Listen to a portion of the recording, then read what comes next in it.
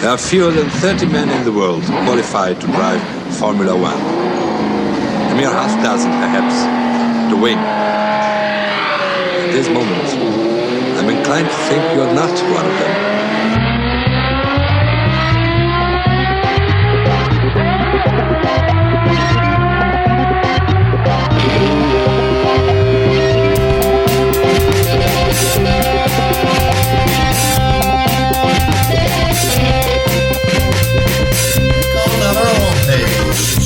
No, you want to. Keep up the good work, Stephen, and there you have it. There you go. Hello, this is Desiree for F1weekly.com. I'm your in-depth correspondent. Let's go.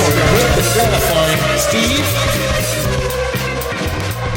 Welcome to F1weekly.com. My name is Clark Rogers. I'm the host of the program. I'll be joined by Nasser Hamid, my co-host. This is podcast number 805, September 30th, 2019. Nasser? Thank you, sir. Red skies at night.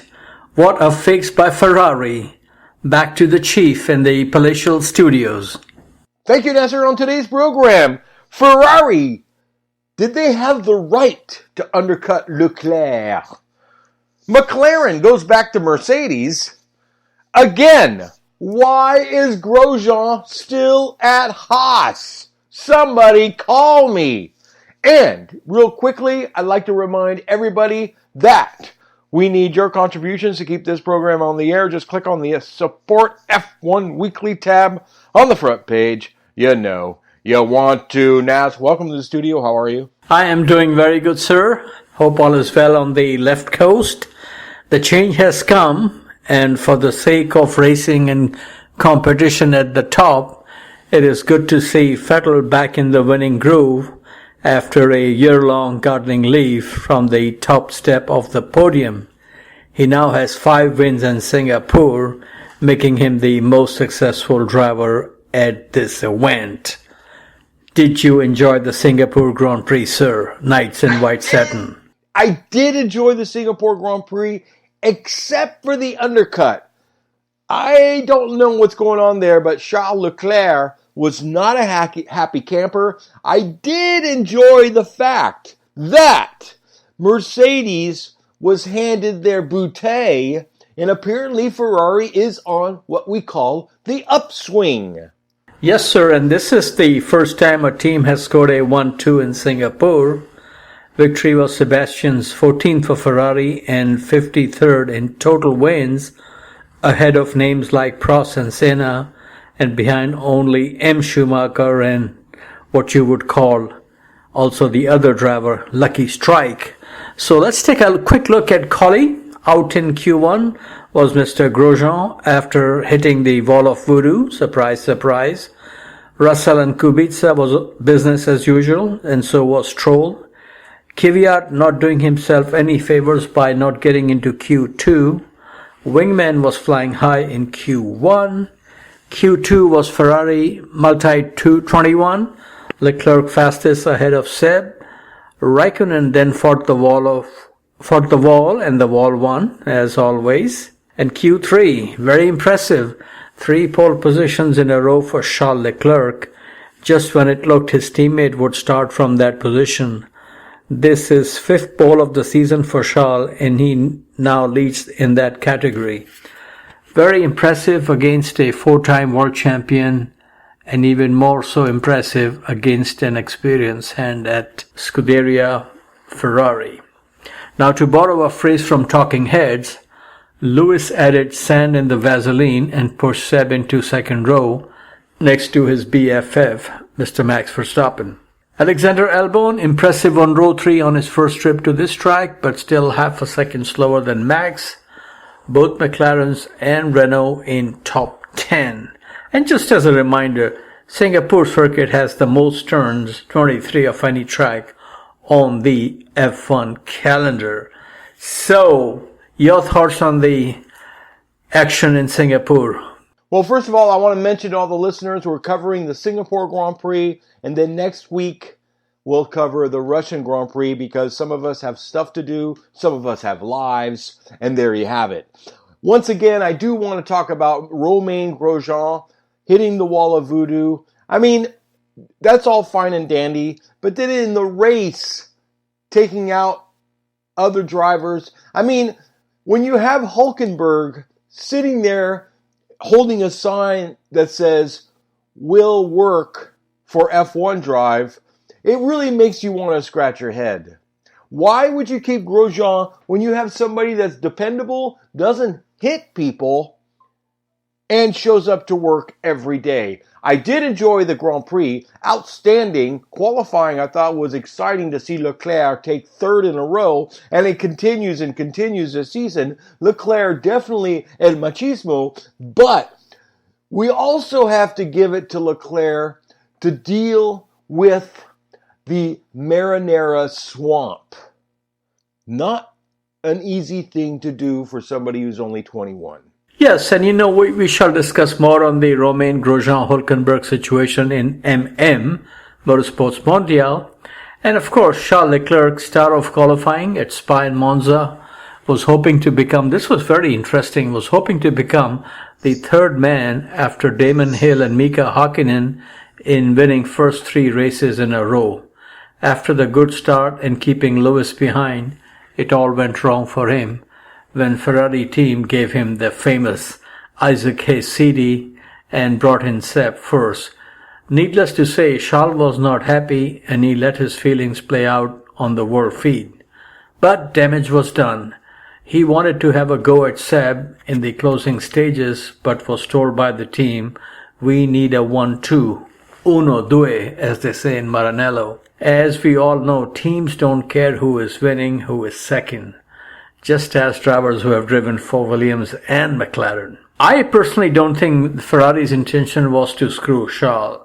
The risk in bringing Charles first would have possibly meant risk losing the lead to Lewis, and once you are ahead in Singapore, according to Christian Horner, the driver behind needs to be 2 seconds faster to make a pass. Once Seb got ahead of Charles, when the race leader made his pit stop, his fate was sealed, and spaghetti dishes were done with lime-flavored Dawn.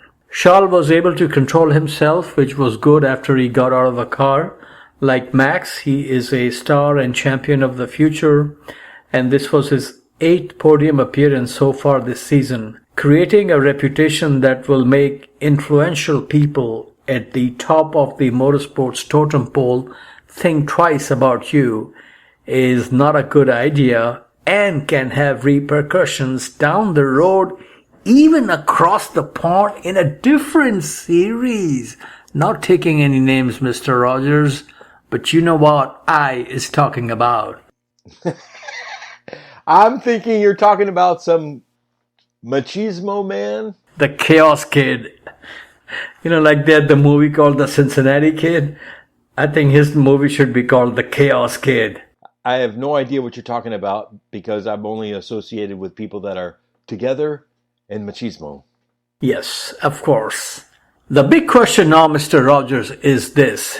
Is this the beginning of the end of the Uber domination of Mercedes? The Uber domination was cut down to just domination this season, but now after 3 successive galloping wins by the prancing horse, ranging from the hills of Ardennes Forest, the Royal Park, and now a street fight in the heat and humidity of Singapore, I wonder if the Scuderia is feeling like Rolling Stones and singing, "Under my thumb, the change has come." Looks like days of Harlan Shuffle are coming to an end for LCH and Toto. No Mercedes driver on the podium was quite a surprise. Max Verstappen was third, his 6th podium finish this season. What say you, Senor, about the challenge? You think Ferrari has new motivation now? I think we have new motivation, but we keep forgetting we're still talking about Ferrari. You know what they're going to do. They're going to screw it up somewhere, and right when you least expect it, or most expect it, really, should I say, because we know, right when everything looks great, they begin to dominate, you know that somebody is going to spill a little marinara sauce in the paddock. There's going to be a slip. There's going to be a fall. The domino theory will step in, and something ridiculous is going to happen. We beg of it. We love it. It's part of the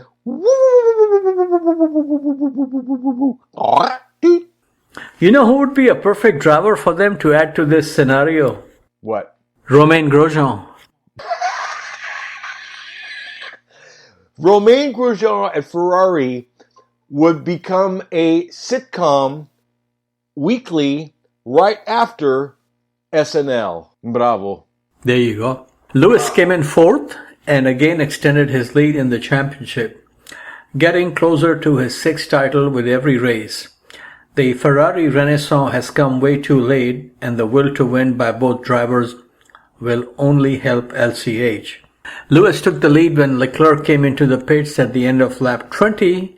This allowed LCH to get more lucky and lead a Formula One race for 142nd time, thus equaling Michael Schumacher's record. So very, very impressive. Bottas was fifth in Singapore, and Alexander Albon is doing all he can to stay at Red Bull next season by finishing sixth. Lando Norris was seventh for McLaren, and Pierre Gasly eighth for Toro Rosso. Pierre Gasly looks much at home at Toro Rosso than at Red Bull, and I think the problem was his teammate at Red Bull. Simple as that. Your second favorite driver after Lewis Hamilton, Nico Hülkenberg, was ninth, and Antonio Giovinazzi picked up the final point. He was among the race leaders as he pitted late, and that made Alfa Romeo lead a Grand Prix for the first time since the 1983 Belgian Grand Prix with Andrea de Cesaris. His teammate Kimi got torpedoed by Kvyat on lap 49 of 61 and did not finish. Again, why am I not surprised? Williams driver George Russell was not happy with Romain Grosjean. First time this season a Williams car did not finish a Grand Prix. Looks like they have reliability of Toyota Corolla and the speed of Trabant Turbo. Kevin Magnussen recorded the fastest time on lap 58, but did not get a point as he was not in the top 10 at the finish. Race leader Sebastian had the fifth fastest lap of the race. So sometimes you don't have the fastest driver to win the race. Now, interestingly, Singapore Grand Prix has only seen world champions as winners. 5 now for Seb, 4 for LCH, 2 for you-know-who, and 1 for Nico Rosberg. Over to you, Mr. Rogers. I understand. Don't worry. That was Roscoe protecting the Palatial Studios because apparently Romain Grosjean just pulled up. Oh my God. He did not crash into the gate or anything like that? No, that is reserved for Pastor Maldonado. Now, you know, the Singapore Grand Prix, obviously it's a fabulous city, state, and I just knew when this race was announced that dishes were done for the Malaysian Grand Prix. There was no question about it. And do you like this event? What's your take on it? The only thing I don't like is how long it goes on. That's a little too much for my taste. I like the Singapore Grand Prix. It's at night. The lights are on. There's ambiance. It is suave, so to speak, much more than Malaysia. In the end, if it was me, there would be like 5 Grand Prix all in Europe. Yeah, you know, this when it was announced, it was going to be an impressive, show. Which it is, and especially nighttime looks very nice. Very impressive skyline, very impressive hotels there. I am told the food is very cheap and delicious. So this is the race to go if you're on the F1 Weekly budget. I read about that. Yes. Any more thoughts before we go into the Motorsports Mondial? No, I do think that Singapore... Really, I think they still bring a lot to the table when it comes to Formula One. They have the money to pay Liberty to keep this race on the schedule. So I expect it to stick around for a while, unlike, well, we'll see what happens to Vietnam. But, hey, you know what? Fernando got a win there. There's nothing wrong with that, right, Nas? No, not at all. Not at all. Especially when you start so way back in the field and then just have a lucky break when there is a caution card in the wall. I'm not sure what you're talking about, but I love cautions, tire fires. Yes, and talking of Vietnam, I think the Vietnam Grand Prix is going to end up like the Korean Grand Prix in deep kimchi very soon after the inaugural event. I completely agree with you, and it's a sad state of affairs, but we will take their check. Yes, of course. Anyway, let me put Roscoe out to pasture, and we'll be back with Motorsports Mondial after this brief message. F1weekly.com would like to thank our sponsor, San Jose Label Inc. San Jose Label is a custom manufacturer of labels that makes a variety of products. 1 to 4 color process labels, alphanumeric barcoding and UPC labels, blank labels, serialized asset tags, hazardous labels, bumper stickers, pin feed, static cling, hot stamp labels, and many others. Please go to www.sanjoselabel.com for info, samples requests, and graphic design, or you can call to telephone 408-436-8221. San Jose Label is the one-stop shop for all your labeling needs. Welcome back to F1weekly.com. Clark Rogers here, your host.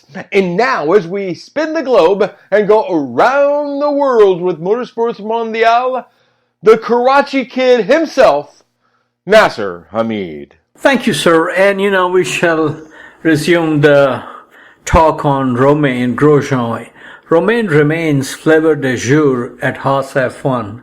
This was quite a surprise to almost anybody in the world of racing. I think he and Gunther Steiner are members of the same mutual admiration society.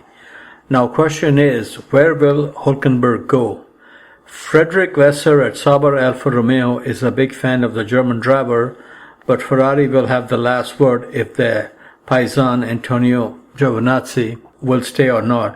And the way Giovinazzi has done lately, I think he will stay, and I think Formula One needs an Italian driver, but I'm very surprised that, he is teammate to the old man of the sea, and he cannot even rattle his cage. So, obviously not in the same league as George Russell or Lando Norris or Alexander Albon, but we wish him well. Now, what I have heard is that the reason Haas did not take Nico Hülkenberg is that Hülkenberg had a pretty high price tag, or as they say in the marketing world, the card rate was very high. But I am very, very surprised they kept Romain Grosjean.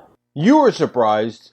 I was floored. And you could see the frustration on Gunther, as he's trying to get this team up the grid, and with the two of them fighting each other, crashing into each other. I thought it was a given that Romain would be gone, but apparently Romain has more charm that we know about. Absolutely. And the thing, if they had not taken Hülkenberg and taken somebody else to replace Romain Grosjean, that would be less of a surprise than keeping Romain in the first place. Not that we have anything against him, of course we don't, but the way he has performed the last season and a half, that's not very F1 caliber, Exactly. Well, it's not only that, but it's not very team-oriented. If you just look at all the money they've wasted on fixing the car. Well, not only that, but the money they are losing by not scoring points, that's running into millions of dollars. My point exactly. So for me, it's a head-scratcher, and there's got to be more to it than we know. I believe that Romain does bring a substantial amount of money to the team. Well, I haven't seen any major sponsorship. Oh, unless he was the one who recommended Rich Energy to Gene Haas. Well, think about it. He comes from banking, rich. I don't know. There's a link there somewhere. And talking of Rich Energy, you won't believe what is happening now. That ZZ Top guy, or ZZ Top in Europe, William Story, apparently he's back there, and now he has put out a new tweet. You know what the tweet said? That we wish Haas F1 team all the best in selling their team to Saudis. And Gunther Steiner is saying, I know nothing. So I don't know what's going on there. I mean, this guy is some character Williams story, I'll tell you that. Fascinating. Yeah. Okay, now another fascinating story. Robert Kubica, the dream comeback is over. Because Robert is leaving Williams' team, expect another hard-working member of BBC to join Claire in the executive studio. BBC in this case being Billionaires Boys Club, most likely Nicholas Latifi, currently racing in Formula 2, who has done a very good job this year, but I think this is his 4th year in F2, so he probably will be, what I really like is when Claire Williams is interviewed about driver they have selected. They always have done a great job. They are so impressive. They are so dedicated. But there's just one thing they cannot do. And you know what that is, Mr. Rogers? Win races and championships in their rookie season. But that's how it goes sometimes, The power of money is very, very strong. Indeed. Okay. So are you going to miss Robert Kubica? No. I didn't miss him before. I'm not going to miss him now. It was a nice thing for him to come back. I think we'll move on and have a good time. Okay, now we come to another very machismo character of motor racing, Dr. Marco. He has come out with his mantra for 2020, saying Kvyat will keep his seat at Toro Rosso. Max, his teammate, will either be Albon or Gasly. A decision is expected at the Mexican Grand Prix. It may come before, it may come after, who knows. But I think Albon is doing a pretty decent job. They should keep him. And it will be interesting if they keep him, and I hope it happens that way. Now we come to IndyCars, the grand finale at Laguna Seca. 19-year-old rookie Colton Herta took pole position ahead of Scott Dixon with Alexander Rossi third on the grid. Colton went on to win the race over Will Power. Dixon was third with Indy winner Simon Pagenaud fourth. Big winner of the weekend was Joseph Newgarden. He finished 8th, and that was enough to give him his second championship in 3 years for Mr. Roger Penske. So good for him. Newgarden also raced in GP3 some years ago, actually same time as Alexander Rossi. Talking of drivers staying, Sato-san to remain at Bobby Rahal's team, and that will remain so as long as Honda engines and money are flowing into Bobby Rahal's team. MotoGP, Marc Marquez on pole for Honda at Aragon in Spain and on top step of the podium after the race. Italian Andrea Dovizioso was second and fellow Ducati rider Australian Jack Miller was third. Marc Marquez, he's in the same league this year as Lewis Hamilton. Right now he has a 98-point lead in the championship and can wrap up yet another title in the next round at Buriram in Thailand. Dovizioso is second and Suzuki rider Alex Rins is third in the championship. So pretty impressive showing by Suzuki and Alex Rins. Now we come to Formula Regional Europe. This is the second tier of F3 championship started by FIA this year. Over the weekend they were racing in Barcelona at the Grand Prix circuit, and David Schumacher won 2 of the 3 races.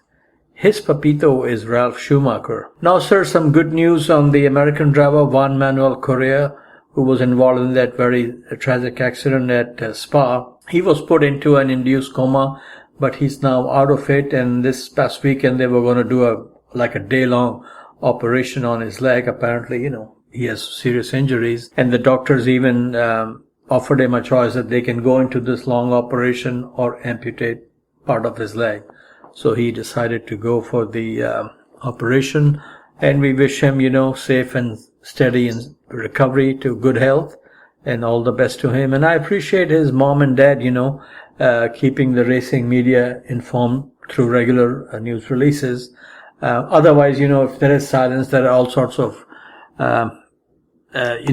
media speculation, which I think is not good for the family. Now, so looking ahead, sir, DTM, under the dynamic leadership of Gerhard Berger, is going to Sweden and Monza next season. And, Berger has high hopes, and I hope they bring around to a track here in the U.S. also, a race in Austin, Laguna Seca, or Daytona road course would be simply marvelous. Now, if you recall, some years ago, they were trying to start a DTM US series, which would have been very, very good, but somehow it has not happened. Now we go for some electrifying news. Formula E headed to Jakarta, so that should be good. And, they used to race GP2 Asia series in Jakarta, Indonesia, I should say, at a track called Sentul. And then they also raced the A1GP there a few times. Very hot, humid, and lots of rain, just like Malasi and Singapura. Now, sir, F1 coming to LA. Mark your calendar. All the budding movie stars. October 30th, Max Verstappen, Valtteri Bottas, and Daniel Ricciardo will drive their fabulous Formula One machines on the Hollywood Boulevard. Now, Clark, this is a really interesting proposition for you, what I call the wonders of modern technology. On Saturday morning of the Singapore Grand Prix, I watched FP3 on Formula One website, and then I started looking around what else was available in the world of motorsports. And this is fantastic, there's so much racing going on. Activity starts actually Friday evening if there's a race in Japan like Japanese F3, Super Formula, or Super GT. So when I started looking around, there was karting championship from Lonato in Italy, Formula 3 regional championship, and all of this is available live on YouTube. And lo and behold, what do I find at Hockenheim Ring? I mean, I really had to rub my eyes to make sure I'm watching the real thing. Amazing but true, cars turning right and left, live action from NASCAR Grand Prix of Germany 2019. And I said to myself, jawohl, das ist Bugatti, Bugatti, Bugatti. So Mr. Rogers, knowing the great fan you are of NASCAR, next time you have the urge to watch Dieter Trickle and Reinhold Biffle in action, please check out the NASCAR Euro Series, available on the interweb for your immense pleasure. Wow. And don't forget the PBR in the refrigerator. Of course. Or should I say, the Lowenbrow. Löwenbräu, yes. And today, at lunch, Mr. Rogers, month end, our company normally has, food festivities every last day of the month. And on this time, I had nothing but Mr. Rogers on my mind. You know what they were serving today for lunch? Hot dogs. Exactly. Professionally wrapped up in finest Reynolds aluminum. You can't beat that, Nas. Oh, absolutely not. So there you have it, sir. Welcome to America, Nas. Absolutely, sir. Loving it. So good job, Nas. We will cover the Russian Grand Prix on the next podcast, number 806. And we don't want to talk about the shenanigans there. But boy, oh boy, oh boy. It just never ends, does it? Yeah, the heat is red hot at Ferrari right now. It's red hot. Now, I do want to bring up something that happened post-Singapore, and that is the fact that McLaren has now signed a deal to go back to Mercedes, the team they left to go to Honda, and then that didn't work, so they went to Renault, so now they're going back to Mercedes. Are you reading what I'm reading? Well, I think you're reading the autobiography of Richard Petty these days. See. Well, I think what it is. Remember when Frederick Vasseur went to Sauber Alfa Romeo? It was, I think, Sauber at that time. The first thing he did was cancel the Honda contract and sign with Ferrari.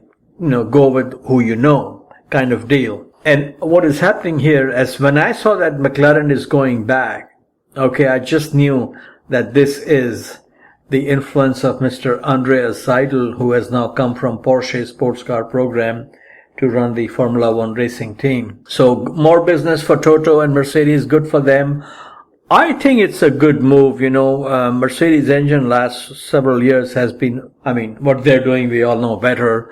And Renault has got to, it's sad to see them lose business and a team, but they really need to get their act together and get going before somebody in Viry-Châtillon said, no mas. I agree with you. On the other hand, Williams has a Mercedes motor. the pink people have Mercedes motors. Having the Mercedes motors guarantees absolutely nothing. Yeah, but you have to keep that in mind. Williams, what budget they have. I mean, the Pink Poodle or the Pink Panthers, they were suffering for money big time. They were not bringing, it's interesting how these things work out. If you cannot even bring enough spare parts to a race, okay? Do you remember Caterham? They were not even able to feed their mechanics at races, and other teams were feeding them. So, if you get a Mercedes engine or a Ferrari engine, you still need a lot of money to develop the car and, get going. So I don't think Mercedes is supplying B-spec engines to other teams. I don't think so. But I mean, you look at the resources of Mercedes parent company, Daimler-Benz. My God, it's going to be very, very hard for a Garagista to compete with them. I mean, it's just like Honda, Honda and Red Bull, these are both multi-billion-dollar companies. Sooner or later, they're going to get going, and it'll be very hard for... talking of Toro Rosso, I mean, part of the Red Bull, they are now applied for a name change. I don't know the new name. It's like Alpha Tarui or something, which is like a fashion brand of Red Bull. So we may have a new team or an old team with a new name. That's all very well and dandy. For me, I think Renault is doing a pretty good job. I mean, they're in the top 10 now in every race. Yeah, and it remains to be seen what you call whippersnapper Mr. Ocon can do to Mr. Ricciardo. This is, one of those risky game that he's taking. He has no choice but to take this game. I mean, just look what happened to Pierre Gasly when he went to the mothership. Yeah, it's ugly at the top. Oh, yes, it's pretty brutal. On the other hand, I believe that Renault is sending messages that they will be leaving Formula One. Why do you say that? They're losing money. The Nissan alliance is failing. The Japanese part of the Nissan alliance with Renault is had it up to their heads, so to speak. But I'm just seeing something that I've seen in the past. And when things start crumbling corporately, the fun stuff has to be nipped in the bud. You know what I just found out the other day, a few days ago only? Back, I think it was in the late 60s or early 70s. There is a town in Russia called Togliatti, which is named after some Italian communist leader. The Russian Automotive Federation or whatever, they put together a joint venture with Fiat, and they put up a very big factory, which was in production for many years, and they used to produce these cars called Lada, which were imported into UK and some other European countries. I just found out that it was bought out by Renault some years ago, so now they're making, Renault is making cars and SUVs there. Did not know that. Bravo. Yes, that was a while ago. Yeah, and Mitsubishi is also now part of the, Renault-Nissan alliance. They're just too big, and they have to make this Formula One thing work. Let's hope so, Nas. But you know what? My real question on my mind is, okay, Ferrari they have their future as one of their drivers, but the real quandary for them is what to do with a guy they are paying $25 million or maybe $30 million who has now become despite the win, I mean, for the most part, numero dos, most of the season. Yes. There's still life in Mr. Vittel. Oh, yeah. Yeah, but, but I mean, what will be really, really insulting if they gave him $25 million to not drive for them like they did with Kimi. That would be the ultimate insult for Sebastian Vettel. Yes, indeed, it would be, wouldn't it? Yeah.